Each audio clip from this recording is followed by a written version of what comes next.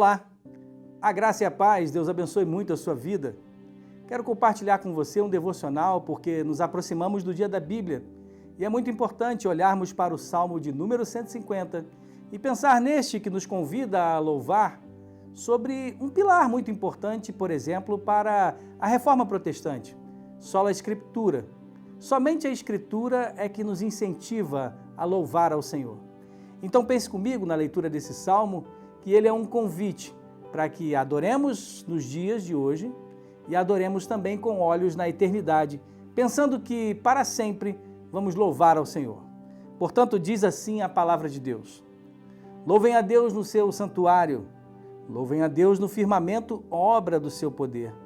Louvem-no pelos seus poderosos feitos, louvem-no segundo a sua imensa grandeza, louvem-no ao som da trombeta, louvem-no com harpas e liras, louvem-no com tamborins e danças, louvem-no com instrumentos de cordas e com flautas, louvem-no com símbolos sonoros, louvem-no com símbolos retumbantes.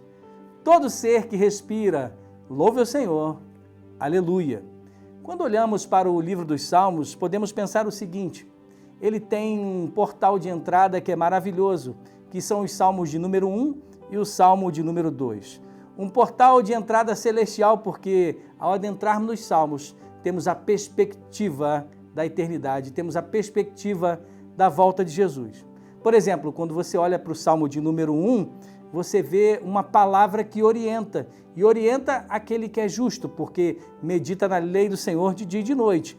Quando você olha para o Salmo de número 2, o rei justo prometido é, na verdade, o rei messiânico, ou seja, o próprio Senhor Jesus, aquele que veio e que no seu ministério cumpriu as Escrituras, porque, por exemplo, quando ele inicia o seu ministério ali na sinagoga de Nazaré, ele lê Isaías 61, 1 e 2 e diz assim: hoje se cumpriram as Escrituras que acabais de ouvir.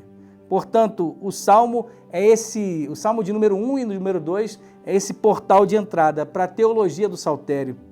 E quando pensamos nesses dois salmos que mostram a verdadeira adoração, porque nela nasce a relação divina, ou seja, a lei do Senhor é o alicerce da fé e, ao mesmo tempo, o Messias prometido é o alvo da nossa esperança.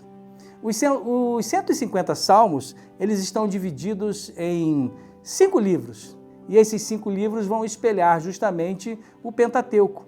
Então, quando pensamos na Torá ou pensamos ali no Pentateuco, o livro dos Salmos ele aponta como se Deus tivesse dado um templo móvel para o seu povo, ou seja, um lugar que pudéssemos recorrer como um lugar de adoração, para que em qualquer hora, em qualquer lugar, todo crente pudesse meditar na sua palavra e lhe render louvor. Portanto, quando olhamos para esse momento e chegamos agora no ápice do saltério, ou seja, o Salmo 150, nós pensamos ali nos 5 últimos, que começa no Salmo de número 146, vai até o 150, onde tudo converge para o louvor ao Senhor, chamando a todos, louvai ao Senhor. E aqui nós vemos o princípio, o coração desse princípio reformado sola Escritura. A palavra é suficiente para revelar quem Deus é. A palavra é suficiente para orientar a nossa fé e a palavra é suficiente para inspirar o nosso louvor até o dia em que o nosso Rei Jesus voltará para nos buscar. Então veja, no entendimento desse salmo, a palavra que inspira o louvor é essa que é a fonte do verdadeiro louvor, ou seja, a própria palavra nos inspira, porque Jesus, no encontro com a mulher de Samaria, ele disse assim: mas vem a hora e já chegou, em que os verdadeiros adoradores adorarão o Pai em espírito e em verdade, ou seja, o louvor, querido, não requer ali uma emoção humana, que não nasce da emoção humana, mas ela pode ser envolvida, na verdade, pela revelação divina que está na palavra. Somente a palavra é que nos inspira quando lemos a palavra, onde os salmos nos ensinam justamente a louvar. Ou seja, a própria Bíblia nos dá inspiração para louvar ao Senhor.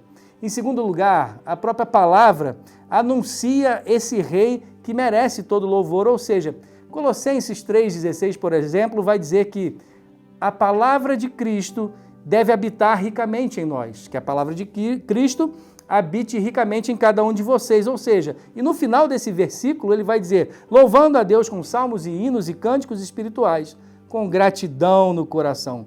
Portanto, o rei prometido lá no Salmo de número 2, ele é a palavra encarnada e toda adoração, portanto, deve ser cristocêntrica.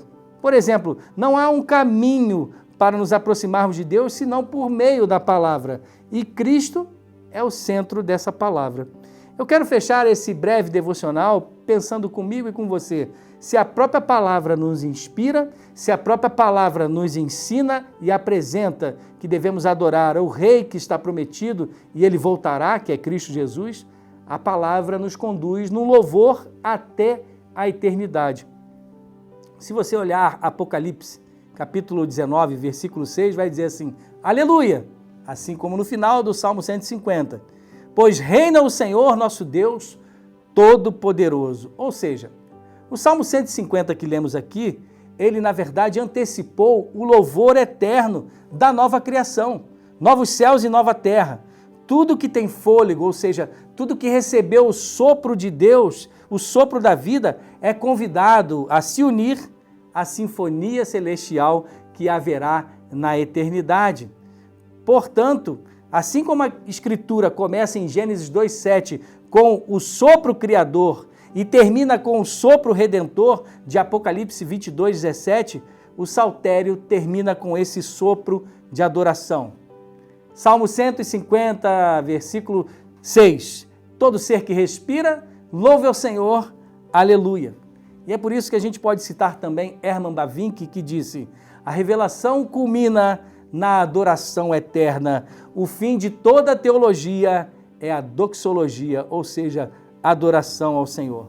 Aquele que vive pela palavra termina a sua jornada em louvor. Pense nisso, porque a vida ela não é perfeita, mas porque o Verbo voltará e fará novas todas as coisas. Por isso, só a Escritura nos lembra que a palavra é suficiente para nos conduzir de fé à adoração, da introdução à esperança, né? No portal ali do Salmo número 1 e número 2, do templo terrestre ao louvor eterno. Hoje estamos reunidos como igreja nesse lugar, mas que nesse tempo possamos ser conduzidos, mesmo em meio às lutas e sofrimentos, sermos conduzidos a uma adoração que passa pelos sofrimentos, mas que eternamente adorará aquele que é o centro do saltério, o Rei do Salmo de número 2, o justo do Salmo de número 1, o Salvador que sofreu como Davi nos Salmos de número 3 e 4, o Senhor exaltado no Salmo de número 150. Portanto, repita comigo e repita respirando para que o seu fôlego louve. Todo ser que respira, louve ao Senhor, aleluia. Esse fôlego é o sopro do Espírito em nós e esse fôlego nos faz cantar agora em meio às dificuldades, mas esse fôlego nos faz cantar também eternamente na presença do Cordeiro. Portanto, a palavra revelada, ela foi inspiradora para muitas pessoas. Inspiradora também para uma menina de 9 anos. O seu nome era Mary Jones e ela morava no país de Gales. Mary Jones, aos 9 anos de idade, ela queria muito uma Bíblia porque ela ia para a igreja e apenas o pastor local e a professora da escola dominical, professora Evans, tinham a palavra. E ela, com o coração queimando pela palavra de Deus, porque ouvia as histórias, ela não queria agora apenas ouvir, mas ela queria ler e ter uma Bíblia que fosse só sua. Mary Jones, ela faz uma trajetória de 6 anos, porque ela passou a trabalhar. A sua família de tecelãs ensinou o ofício para aquela menina que com 9 anos de idade, tão cedo, pudesse ajudar na lide do dia a dia dos seus vizinhos, costurando, recolhendo os ovos das galinhas, ordenhando as vaquinhas.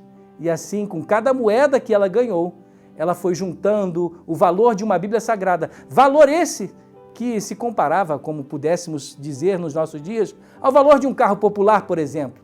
A pessoa tinha que escolher comprar o animal para puxar o arado ou comprar a Bíblia Sagrada, que na verdade era muito difícil de se adquirir. Só os mais abastados e aqueles que tinham condições. A própria educação, a própria alfabetização era para quem podia. Portanto, irmãos, aquela menina avança juntando moeda por moeda. e ela alcança o valor da Bíblia, só que ela chega aos 15 anos de idade, faz uma viagem de 40 quilômetros a pé até a cidade de Bala, onde lá ela encontrou o colportor, aquele que vendia Bíblias, na verdade, para sustentar o seu ministério, Reverendo Thomas Charles. Reverendo Thomas Charles a encontra, ela, na verdade, busca a sua casa e acha, conta a sua história. E ele cede para ela uma Bíblia em galês, a sua língua do coração, para que então ela pudesse retornar para casa. Mary Jones, depois de 6 anos de trabalho árduo, adquiriu agora a palavra de Deus que ela tanto amava. E ela volta para casa e depois dessa viagem ela chega e encontra os seus pais, que então, até então analfabetos, nunca tinham tido a própria Bíblia no seu lar. Ela abre a palavra no Salmo 150 e acontece o primeiro culto doméstico na casa de Mary Jones. Mary Jones impulsionou a sua família a louvar ao Senhor. Com a palavra, foram inspirados a louvar ao Senhor. Com a palavra, o rei prometido foi apresentado naquele lar. Com a palavra, eles colocaram os olhos na eternidade.